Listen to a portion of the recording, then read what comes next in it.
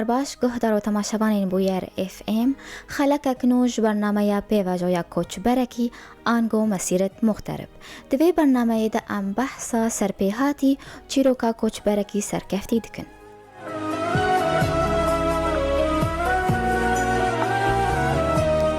میوانی ما یه خلک کره باجار عفرینیه بالا فروان خالد حنانه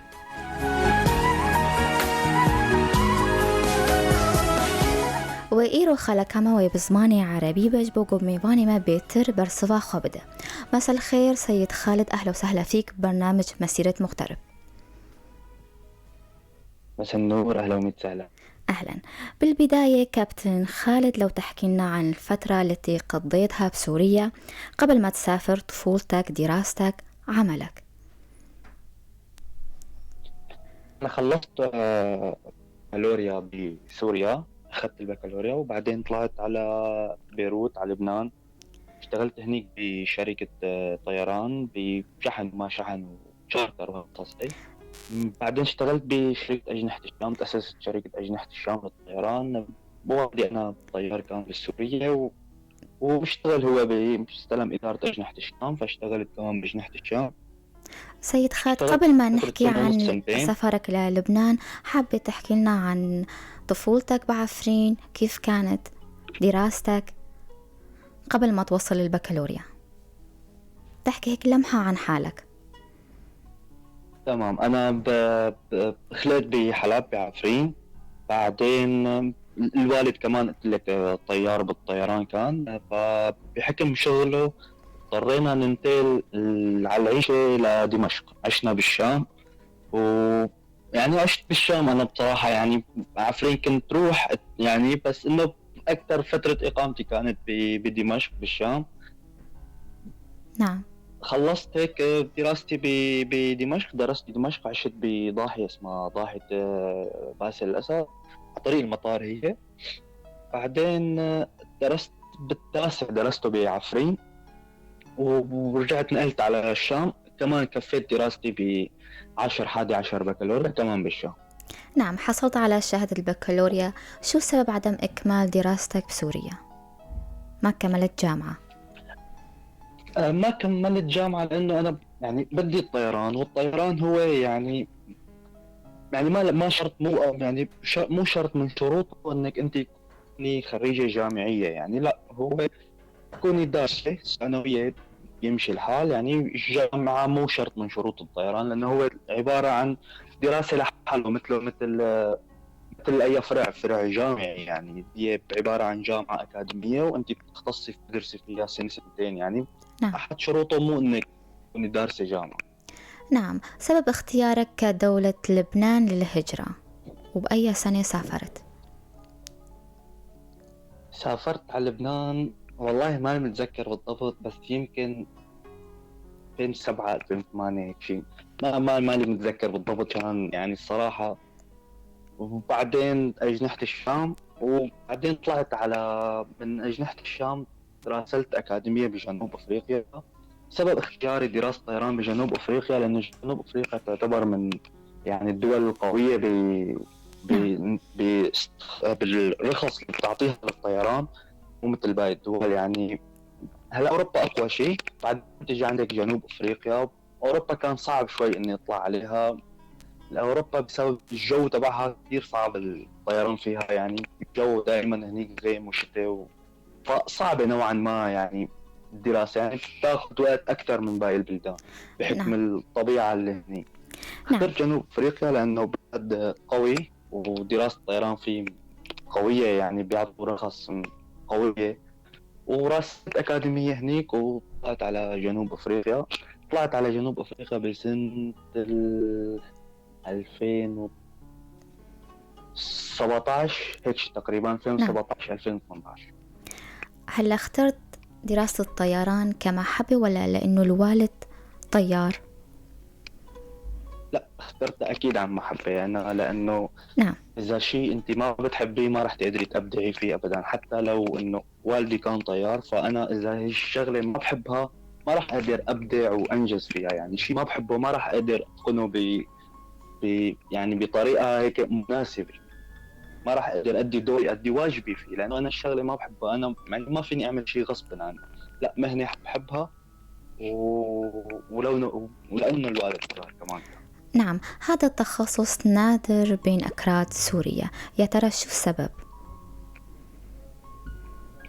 هذا التخصص نادر، هذا التخصص صراحة يعني هو أهم شيء فيه مكلفة الصراحة، يعني الصراحة الدراسة مكلفة جدا يعني. يعني تكلفة دراستك بدك تحكي 50-60 ألف دولار لسه، يعني غير إقامتك أكلك وشربك، وطبعا هون بتختلف من شخص لشخص، يعني في أشخاص بيصرفوا $100 $200 بالشهر 300 400 حسب كل شخص، هون ما في شيء بيلزمك. ولكن الدراسة بتكلفك بحدود 50-60 ألف. طبعا عندك دول أعلى لسه، عندك ألمانيا بريطانيا، أكسفورد أكاديمية أكسفورد للطيران ببريطانيا بتكلف بحدود 140 ألف دولار، هي بس دراسة يعني غير الإقامة وكل شيء. نعم. فصراحة هي لأنه دراسة مكلفة، وبعد ما تخلصي وتتخرجي أنت بتفكري حالك خلصتي كمان، لا لسه عندك دفع، لسه عندك شيء اسمه تايب ريتنج اختصاص. انا بدي اختص على طائرة الايرباص 320، بدي اختص على طائرة البوينغ 747، يعني بتختلف هون من شخص لشخص شو هو حابب يختص. كمان هي مصاري بكلف بحدود $15,000. كمان هم تفكري حالك خلصتي، للاسف كمان لا لسه عندك دفع بعد ما تخلصي الطراز، عندك شركة لازم تتدربي فيها، تحصلي على 500 ساعة حتى تقدري انت تكوني مساعد قائد طائرة بشكل رسمي ومعترف عليه. وكمان هون انت من لازم تدفعي للشركة كمان لا يقل عن 30-40، وكمان هون مختلف من شركة لشركة. نعم، يعني الكلفة المادية العالية هي السبب. للأسف الكلفة المادية العالية للدراسة الطيران هي السبب بأنه هذا المجال مو منتشر نعم. بشكل واسع كبير عن. كابتن خالد، كان هدفك وغايتك أنه تدرس طيران وتكون كابتن، يا ترى حققت هلا غاية، وصلت لها الغاية ولا لسه بدك؟ هلا صراحة الطيران يعني بحر علم، يعني ما فينا الواحد يختم، يعني ما فينا الواحد بيوم من الايام يلاقي حاله وصل لمرحله انه انا صرت يعني عارف كل شيء، لا هذا المجال علم بحر، يعني بضل في ابديت جديد، بضل في سيرفرات جديده، قصص جديده. يعني تعرفي انت هي الطيران هو ماشي مثل التكنولوجيا، يعني التكنولوجيا كل ما تتطور، هذا الطيران نفسه مثل التكنولوجيا، مواكب التكنولوجيا، يعني ما فينا الواحد يقول انا وصلت انا خلصت انا، لا بضل عم يتعلم شيء جديد، بضل عم يتعلم شيء جديد. انا حاليا بمرحله عم حضر حاليا لرخصه الاي تي بي ال، هي اقوى رخص بالطيران، هي اللي بتخولني بعد ما اقدر يكون معي 1500 ساعه اني يكون قائد طائره، وتكون الطائره كلها على مسؤوليتي الكامله. نعم. هلا بدنا انا تحكي بلا لنا هي الرخصه ما فيني يكون قائد طائره. عن بدايتك بجنوب أفريقيا، كيف كانت؟ شو الصعوبات اللي واجهتها بجنوب أفريقيا ومين ساعدك؟ والله الصراحه يعني واجهت صعوبات اكيد، يعني بلد انا ما كنت طالع عليه قبل بوقت يعني، ولا رايح لهذيك الاماكن، يعني هذيك الاماكن كثير بعيده، يعني هلا دوله جنوب افريقيا تقريبا يعني اخر دوله بالعالم، بعد جنوب افريقيا ما عاد في بلدان، خلص ببلش عندك المحيط هيك وانت رايحه. فاول ما وصلت واجهت صعوبات من اللغه، من ناحيه اللغه لا ما واجهت صعوبات لانه لغه البلد هي الانجليزي، فهي شغله فادتني يعني انه لغه البلد انجليزي وانا انجليزيتي منيحه. واجهت صعوبات صراحه بالعيشه. جنوب افريقيا بلد حلو، بلد متطور، ويعني بلد مثل اوروبا تقريبا، ولكن عندهم شغله يعني هي العنصريه للاسف، لساتهم عايشين على اسود وابيض اسود وابيض اسود وابيض. فواجهت صعوبه من هاي الناحيه، يعني واجهت صعوبه باني اتعامل مع هدول واني اتعامل مع هدول، يعني انت بس حالك منبوذه من هدول ومن هدول، وفوق كل هذا انت اجنبيه بالبلد، يعني انت البيض بيض معتبرينك انت بيضة، ولا السود معتبرينك انت سوداء، فانت عايشه هيك. نعم. وفوق كل هذا انت اجنبيه، يعني يعني كثير صعب التعامل مع الشعب بجنوب افريقيا كثير جدا. يعني للأسف لهلا عايشين بزمن تبع أسود وأبيض، والعنصرية عندهم كتير للأسف. كيف كانت نظرتهم لك ككردي من سوريا؟ أو هلا صراحة سمعانين هم ما كانوا بالأكراد، بيعرفوا. سمعانين لا بمدينة ما عفرين؟ بعض منهم سمعانين بالأكرد ولكن عفرين لا، والبعض منهم ما بيعرفوا سوريا وين. يعني أنا كنت أخبرهم إنه سوريا ميدل إيست، يعني شرق أوسط. لما تقولي لهم أنت إنه ميدل إيست شرق أوسط يعرفوا، بيعرفوا شيء اسمه دبي، إنه قريبة من دبي، أنت من دبي بس. غير هيك لا، ما عندهم علم عن الشرق الأوسط أبدا، ولا بيعرفوا شيء فيه. نعم.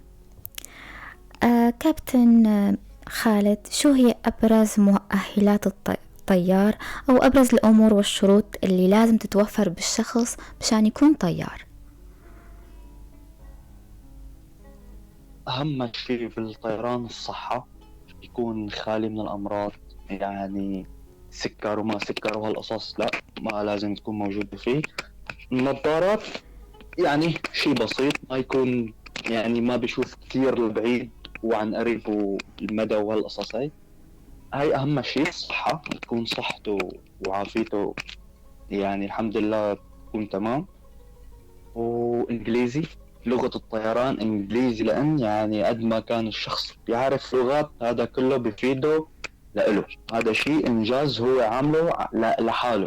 هذا شيء ما راح يساعده بالطيران أبدا. إن كان بيعرف ألماني، إسباني، فرنسي، عربي، كردي، جميع اللغات ما راح يفيده. اللغة الوحيدة بالطيران هي الإنجليزي بس فقط. لأنه كتير عالم تسألني أنا معي 3 لغات ومعي 4 لغات وأنا ألمانيتي قوية. هذا الشيء بيفيدك انت بالبلد بألمانيا او بالسويد او بإسبانيا، او اذا بتعرف كردي بسوريا بكردستان هذا الشيء بيفيدك لك بالتعامل مع البشر. ولكن بالطيران لا، انجليزي فقط. نعم. هاي يكون سريع البديهة، وبالحسابات يكون يعني ما مو بيرفكت ولكن يعني مقبول، يعني يقدر يحسب. يكون سريع بالحسابات ويكون سريع البديهة، لأنه الطيران يعني عنده قوة تركيز قوية. غطفي تماما. تكون عنده قوة تركيز بحيث يعني أوقات بتطلعي رحل أنت مثلا بتمر بطقس يعني معرضة أنت ليصير يعني تصير الطيارة معرضة لمطبات هواء، مطبات جوية هوائية كثيفة. فهون أو مثلا يصير لا سمح الله شيء للطيارة أو تتعرض لشيء، يعني أنت هون بدك تكوني سريعة البديهة وسريعة التركيز، ما أنت تتوتري ولا تتلبكي ولا ما تعرفي شو بدك تعملي. لأنه الغلط بالطيران قاتل قاتل. يعني الغلط يعني انت بالطيران معك اجزاء من الثانيه لتعرفي تصلحي وتعرفي تتخذي القرار الصحيح، اجزاء من الثانيه. يعني اكثر من هيك يصير الوضع جدا حرج. وللاسف يعني اغلب حوادث الطيران قاتله مميته. نعم. هاي فالغلط ممنوع جدا بالطيران، ممنوع ممنوع ممنوع. قوه التركيز، عامل التركيز اهم شيء بالطيران، اهم شيء. نعم سيد خالد، هاي بالنسبة لمؤهلات الطيار. أما بالنسبة برأيك شو هي صفات الطيار الناجح، الكابتن الناجح؟ أنا صراحة بوجهة نظري أهم شيء الطيار لازم يتحلى بالصبر، ويكون يعني يتخذ قرارات صحيحة. لأنه هذا الشيء يعني هذا الشيء راح ياخده كل حياته كل عمره. يعني القرارات الصحيحة والقرارات الصائبة هي أحد أهم ركائز مهنة الطيار. لازم يتخذ القرارات الصحيحة، ما يكون منفعل وما يكون سريع الغضب.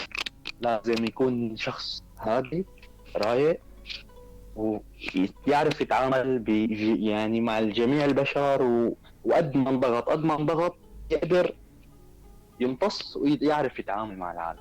ما يكون سريع الغضب ابدا. انا برأيي هدول اهم صفات للطيار. نعم سيد خالد، رح ناخذ فاصل صغير ونرجع.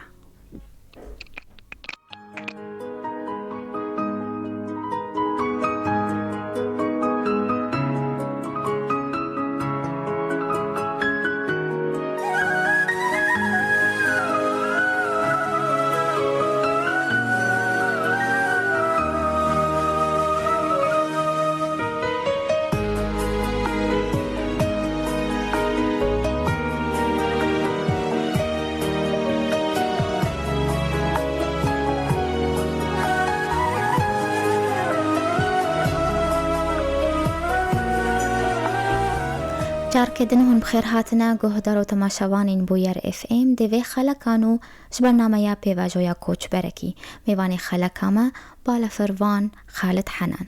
أهلا وسهلا فيكم مرة تانية سيد خالد. أهلا وسهلا فيكم. سيد خالد، حكيت قبل قليل عن أنه عم يواجه الطيار مصاعب وخطورة.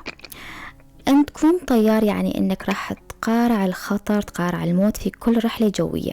هاي المهنة بطبيعة الحال هي صعبة من أصعب المهن. شو هي الصعوبات اللي تواجه الطيار أثناء الطيران، أثناء الرحلة؟ أصعب شيء بيواجه الطيار وأكثر شيء هو بيكون شيء مزعج له إنه يكون الجو في المطار اللي رايح له. مثلا هو أقلع من برلين رايح على إسبانيا على مدريد. أصعب شيء بيواجه بالجو إنه يكون الطقس بمدريد مو تمام ويضطر يرجع أو يضطر يلاقي وجهة تانية بديلة له. هذا أصعب شيء ممكن يمر عليه هو الطقس والجو. هذا الشيء كتير يعني كتير بدها شغل وكتير بدها شغل بالجو لحتى يقدر ياخذ وجهة تانية ويتواصل مع الأبراج المراقبة ليروح على وجهة تانية أو يتخذ قرار إنه يرجع على برلين. هذا أصعب شيء ممكن يواجه. نعم. وغير الطقس؟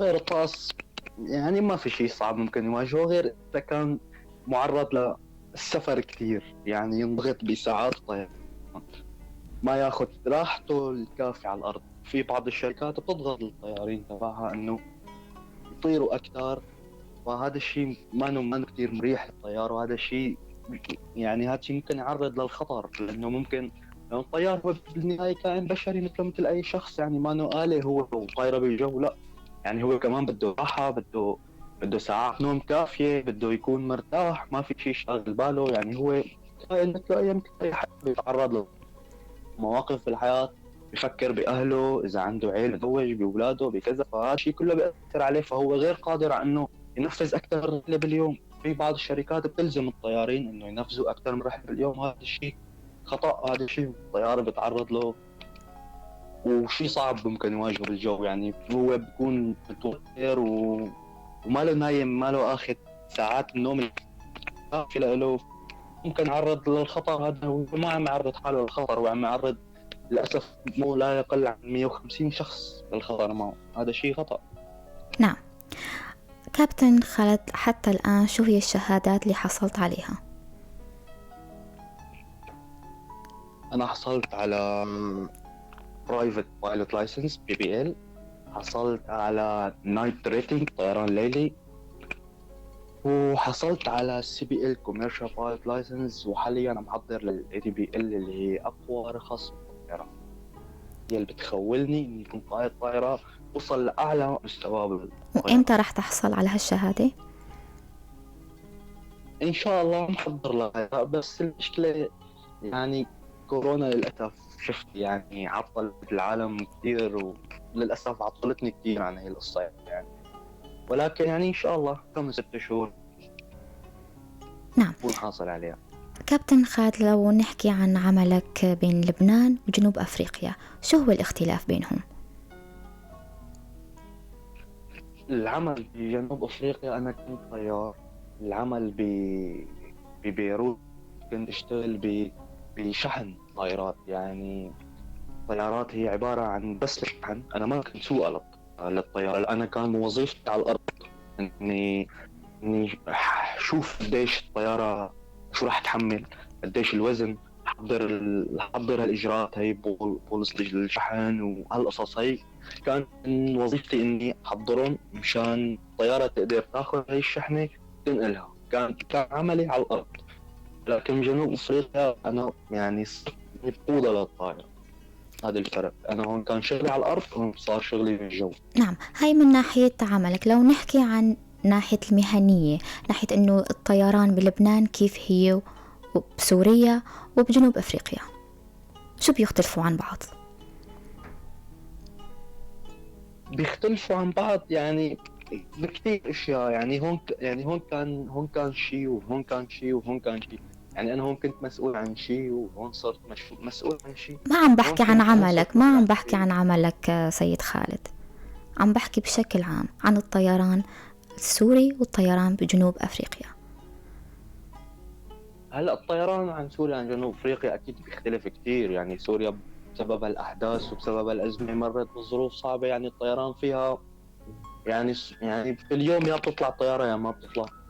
ف يعني ضعيف صراحه للاسف. نحن عندنا الطيران تعرض لضعف كثير وما بتقارن بباقي الدول يعني، ولا حتى المطارات تقارن بمطارات دول برا يعني.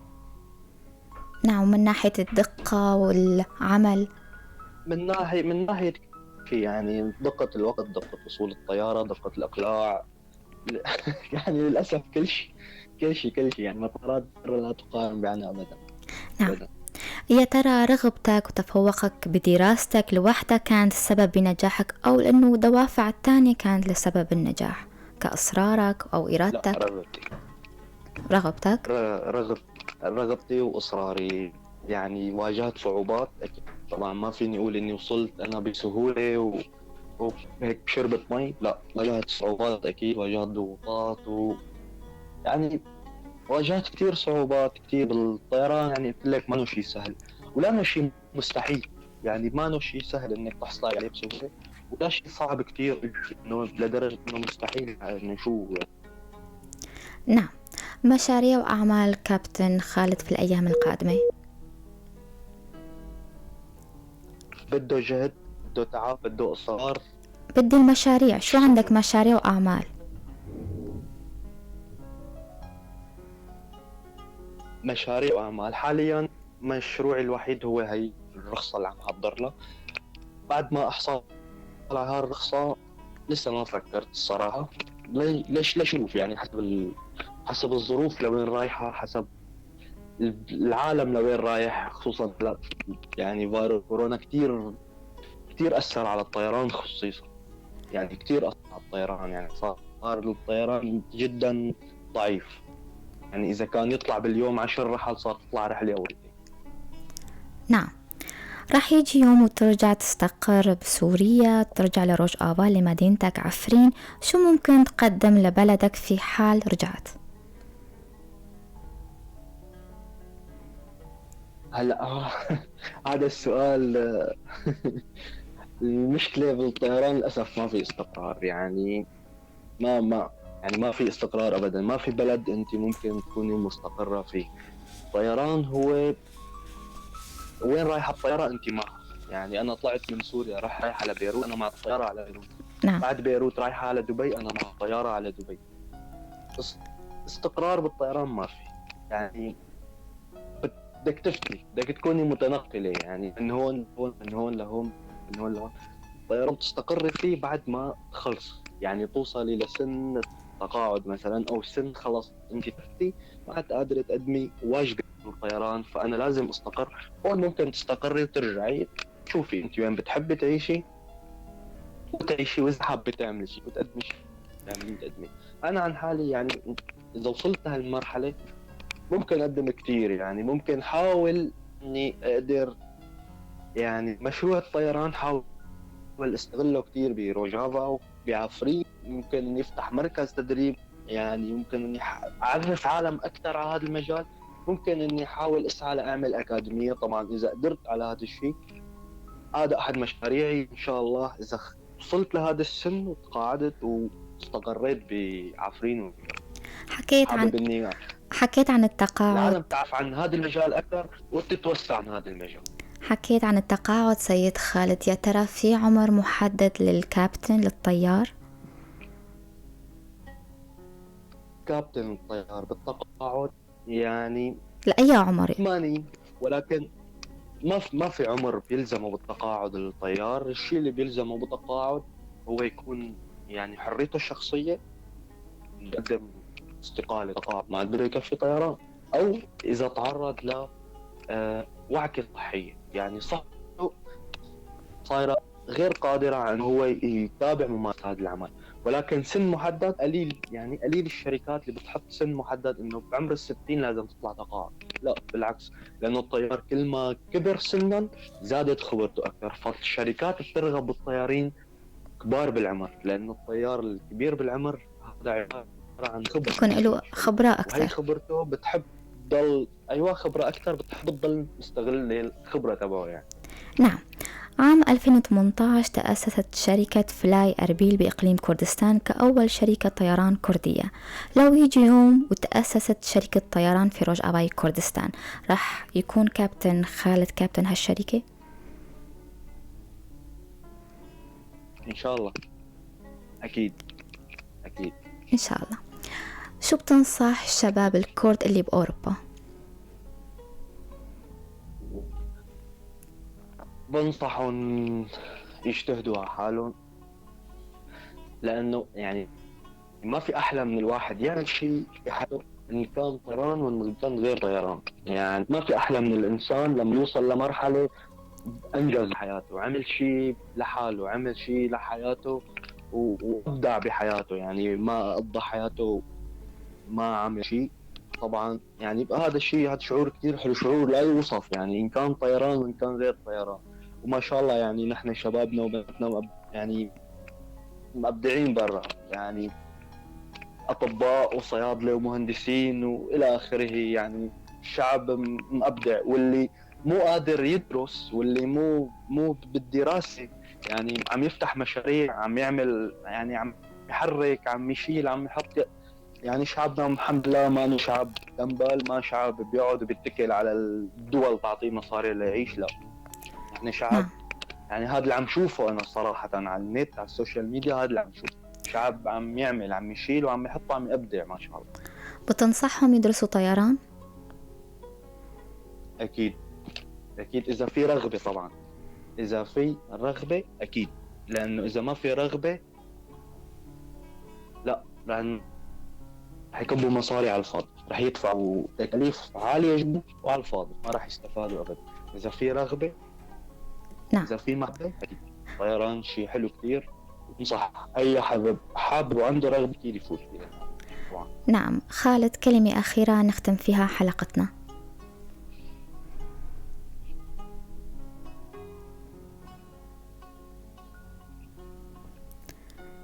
سيد خالد، كلمة أخيرة نختم فيها أيوة. حلقتنا، لو إلك كلمة أخيرة. كلمة أخيرة، تشرفت بمعرفتكم ومبسوط كثير بالاتصال والدردشة معكم، وإن شاء الله يا رب تكون سنة خير على الجميع، وكل شخص يقدر يحقق اللي يطمح له ويقدر يوصل لهدفه، وتكون يعني تكون لك سنة خير على الجميع يا رب، ونقدر نرجع لبلادنا ونقدر نرجع لروجافا شكرا لك كابتن خالد حنان. ونرجع لعفرين، ونقدر نعمل شيء لبلدنا ونقدر نرفع. نعم، شكرا لك كابتن خالد حنان، بتمنى لك التوفيق والنجاح لك ولعملك. أهلا وسهلا. ام بفيرانگی هاتن داویا خلکا خام بهیوینن و دمک خوش مردر باز کرن. سپاسیا هر کسی گل ما گهدار کرد و المتما شکر. سپاسیا میوانی خود کم بالا فروان خالد حنان. حتی جارک دن چارشمک دن ببین کیف و خوشی.